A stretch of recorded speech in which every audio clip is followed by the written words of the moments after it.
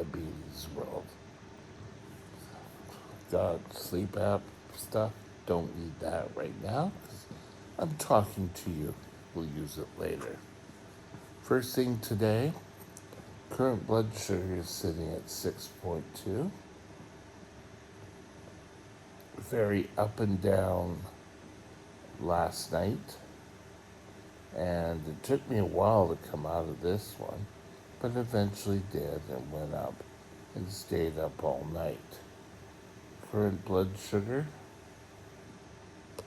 or time and range, is sitting at 96. 69 would be a problem. Everything's looking good. 96 is an awesome number. Still not at 100, but we're getting there. 7.1. I don't know how this plays. I guess you looking at it is the same as me looking at it there. So should be all good. Today I want to discuss with you time changes and T1D. So sit back, relax, and let's get going.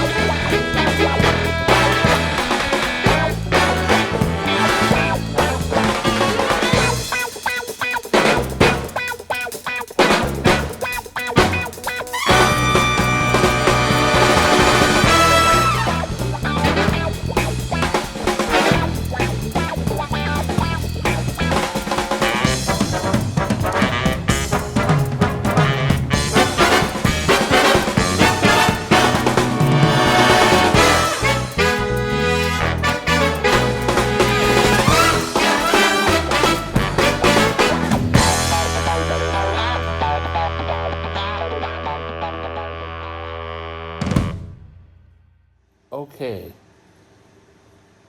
first thing before we get into this video, I want to discuss with you something sensible, and that is check with your doctor or your diabetic nurse about handling food and traveling. Don't just take mine, oh yes, I did research, I watched a video.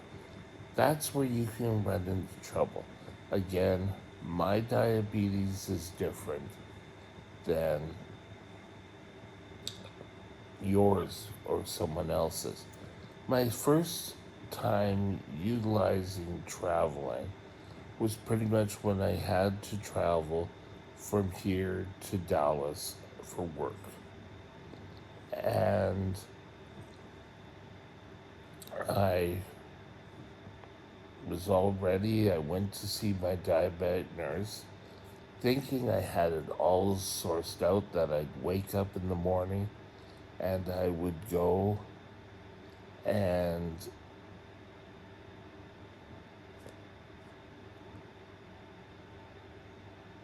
act like it was my time.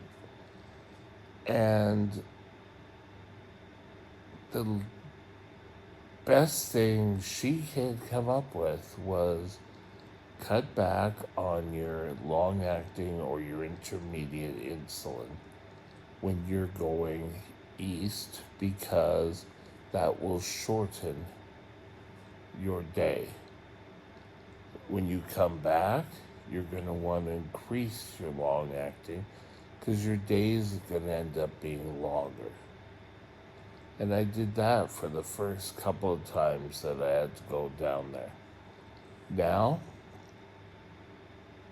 I have the pump. And the one nice thing about having my pump, just right here, I'm getting it.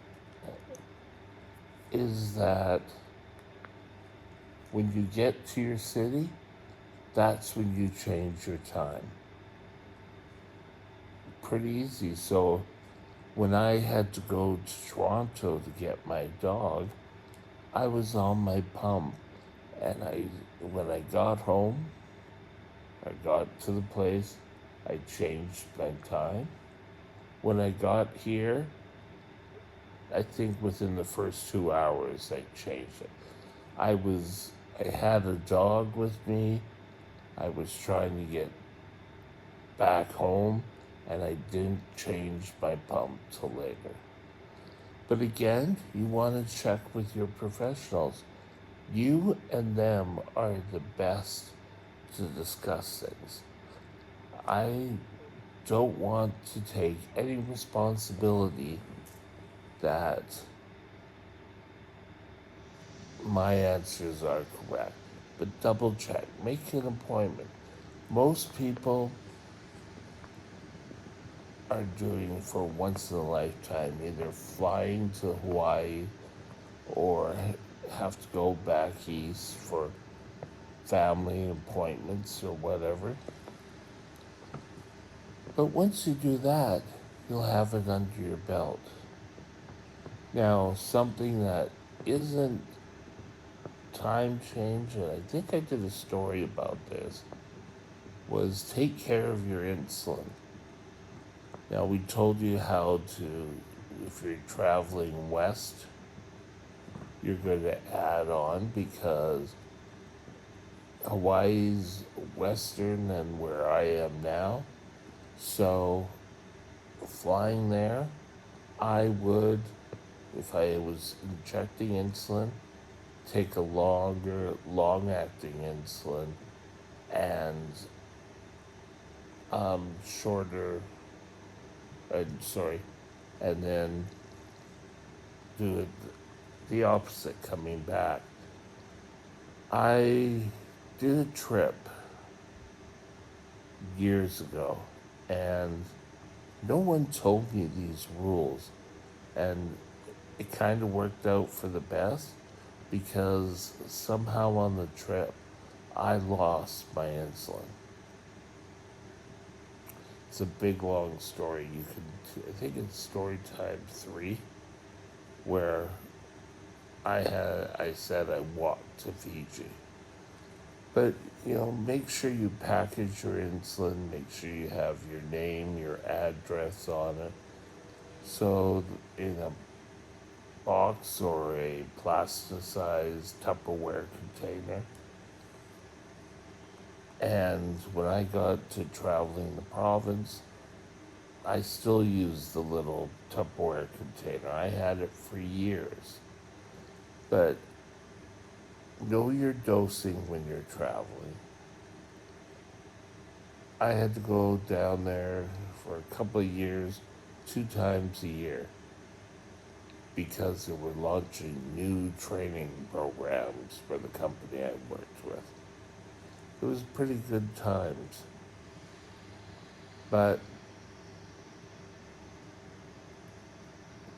at first, I think my first trip down, I was still in my, oh, you know,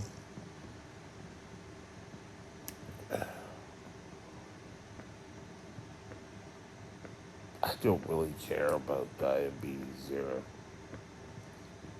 Trust me, it was probably the easiest. I took my insulin, I flew, nothing came out of it. It was until the second time I had to go do this that I discussed things with my medical professional. And you know what? It actually worked. And now when I travel, I have the pump. So I can just wake up, make sure I have insulin in my pump, go do what I have to do, and then when I get to the place, change the time of my pump, and you just continue on from there. And I think the big thing is because, A, if you're injecting insulin, the insulin is in your system. So you don't want a whole bunch of long acting insulin doing its job late at night. Chances are you're going to have a low blood sugar. Vice versa, if you're cutting back here, you could run into chance of having less insulin. Where the pump, you don't have to worry about that. Now, I know, just a little aside, I know Medtronic, there was a loaner pump that you could take on your vacation. And I don't know if they still does this. I know when one of my pumps died, I had a pump carrying on the same for me for a couple of months till I got my new pump. But all in all, just be sensible. Make sure you're eating or keeping a schedule. When I travel on the airplane, okay, I make sure I have my little insulin tub with my name, my address on it, and sealed.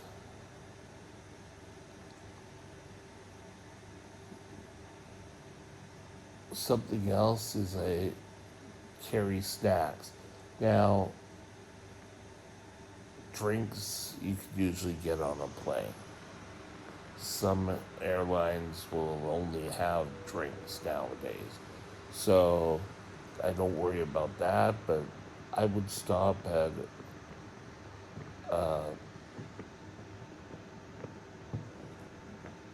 airport fast food, have a sandwich, take on the plane in case I start feeling low.